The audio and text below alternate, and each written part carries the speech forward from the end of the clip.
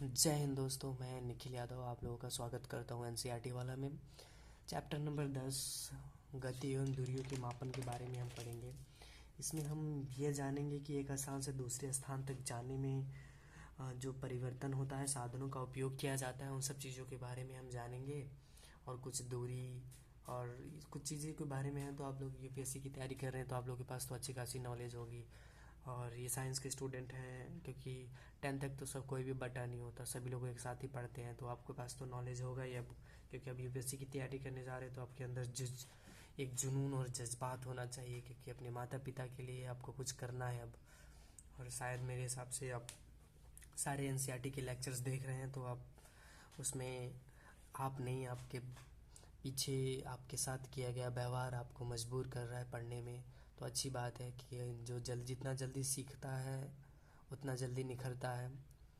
जैसे कि कोई भी बीज हो, जो बीज जल्दी पेड़ बन के बाहर निकलेगा उसको उतना ही जल्दी समाज में सब कुछ देखने का मौका मिलेगा और सब कुछ सह लेगा सब कुछ, और जल्द से जल्द बड़ा होकर एक नया फल देने लगेगा, जिससे वातावरण भी शुद्ध होगा और लोग भी उससे खुश रहेंगे। इसीलिए आप भी अपनी सफलता अपने आवश्यकता अनुसार जल्द से जितना जल्द शुरू कर देंगे अपनी समझदारी का रास्ता, आप उतने ही जल्द इस समाज को भाने लगेंगे और लोग पसंद करने लगेंगे आप लोगों को।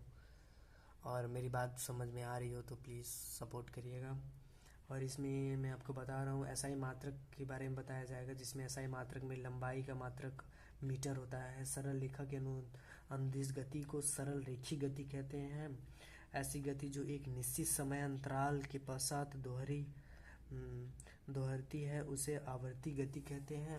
इन सब चीज़ों के बारे में, कुछ गति के बारे में हम पढ़ेंगे। और इसमें ज़्यादा कुछ तो नहीं है, क्योंकि क्लास 6 के चैप्टर्स यूपीएससी के लिए तो भाई एक दिन में ख़त्म कर देना चाहिए सारे लेक्चर्स हमें।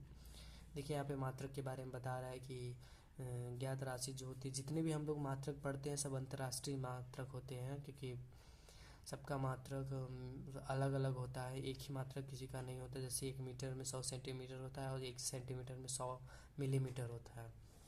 1 किलोमीटर में 1000 मीटर होता है। और हमारे भारत में आप लोग कमेंट करके बताइएगा भारत में किस प्रकार का मात्रक उपयोग किया जाता है अधिकतर, और हमारे लंबाई को किस माध्यम से नापा जा सकता है, उन सब चीज़ों के बारे में हमें ज़रूर कमेंट करके बताइएगा। यूपीएससी के एस्पिरेंट आप लोग एक जुनून और जज्बात से खेलिएगा मत। आप लोग कभी भी किसी गलत रास्ते पे मत जाइएगा, अपने आप पे भरोसा रखिएगा, क्योंकि आप जिस रास्ते पे जा रहे हैं वो रास्ता बहुत कठिन जानते हुए भी आप इतना कठिन परिश्रम करने के लिए तैयार हुए हैं, तो उसके पीछे बहुत बड़ी वजह होगी। क्योंकि कोई छोटे मोटे सपने नहीं है यूपीएससी देखना, यूपीएससी के सपने ही बहुत बड़े होते हैं। मेहनत भी उससे दुगनी करनी पड़ेगी, क्योंकि बिना मेहनत का तो कुछ नहीं मिलता। मगर यूपीएससी सबसे हट के है, हल्के में मत लीजिएगा इसको, क्योंकि बहुत सोच समझ के ही लोग आते हैं यूपीएससी में और घूम के चले जाते हैं। तो अच्छे से पढ़ाई लिखाई करिए, माँ बाप के नाम रोशन करिए और अपने सपने साकार करिए। इस चैप्टर में ज़्यादा कुछ नहीं, बस एक गति के बारे में है, और दोलन गति, आवृत्ति गति, उन सब के कुछ मात्रक के बारे में बताया गया है। और जितना भी दिखा दिया हूँ, अगर आप लोगों को समझ में ना आए तो वीडियो पॉज करके भी पढ़ सकते हैं। चैप्टर 10th में यही कुछ है और ज़्यादा कुछ तो मुझे नहीं मिला। और वीडियो अच्छा लगा हो तो प्लीज़ सपोर्ट करिएगा। मैं निखिल यादव आप लोगों के साथ हर समय रहूँगा। जय हिंद, जय भारत।